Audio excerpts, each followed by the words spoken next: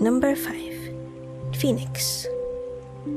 The phoenix is known as a fiery red bird that may have a fire attribute and is practically immortal.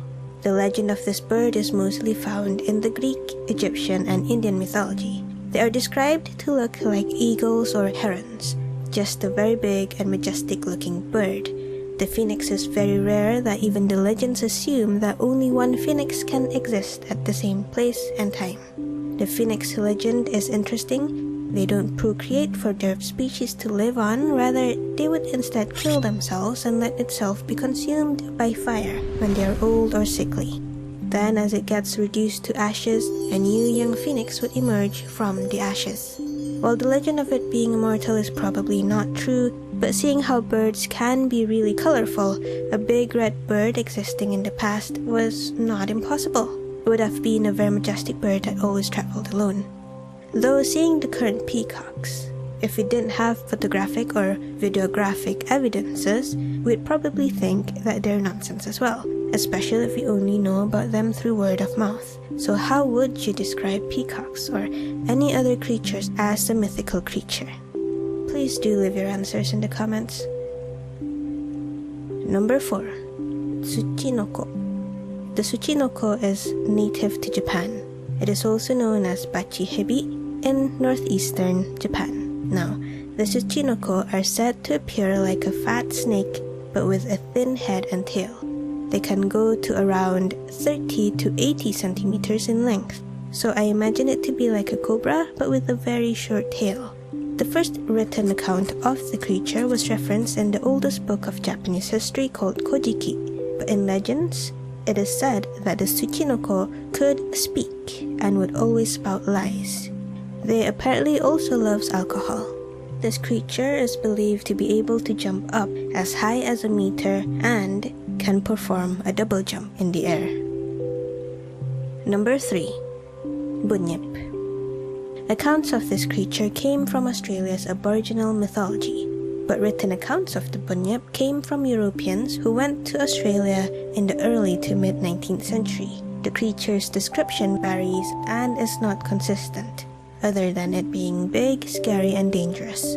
Some of their description includes the creature has a dog-like face, has dark fur, flippers, and horns or tusks. They seem to always appear near the water's edge at most of the freshwater sources of Australia like the billabongs and the swamps. They also have a blood-curdling shriek and seem to always only appear at night. Now some people try to rationalize this by saying it might be seals that stray inland. This might actually be true, as the fact that seals have been found for even as far as 100 kilometers away from the coast is actually true.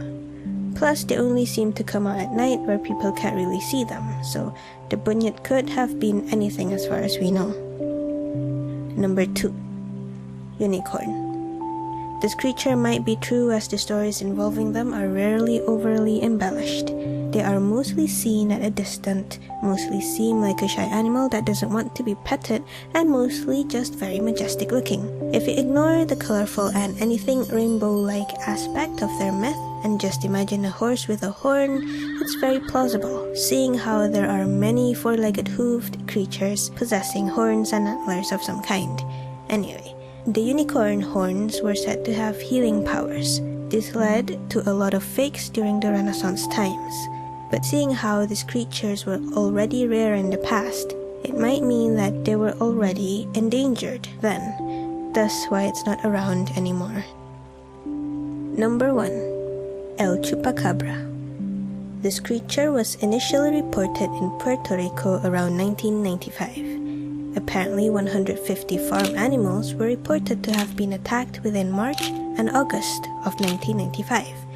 The legend of the Chupacabra then started to spread throughout the Americas from Chile to Maine.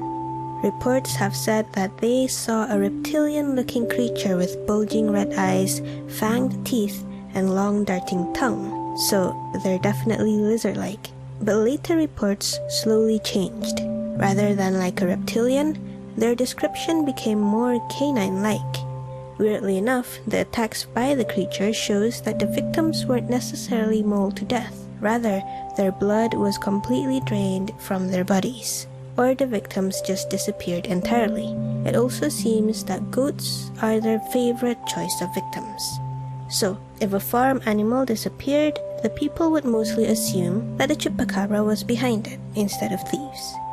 Now, due to the change in appearance from reptilian-like to dog-like, some scientists believe that the Chupacabra were mostly diseased animals, such as coyotes or other canine hybrids of the region, specifically ones that are infested with mites called Sarcoptes cabii that makes them look a bit deformed, loses their fur, and makes them very weak. So weak, they had to hunt goats that are pretty tame and docile rather than hunt in the wild.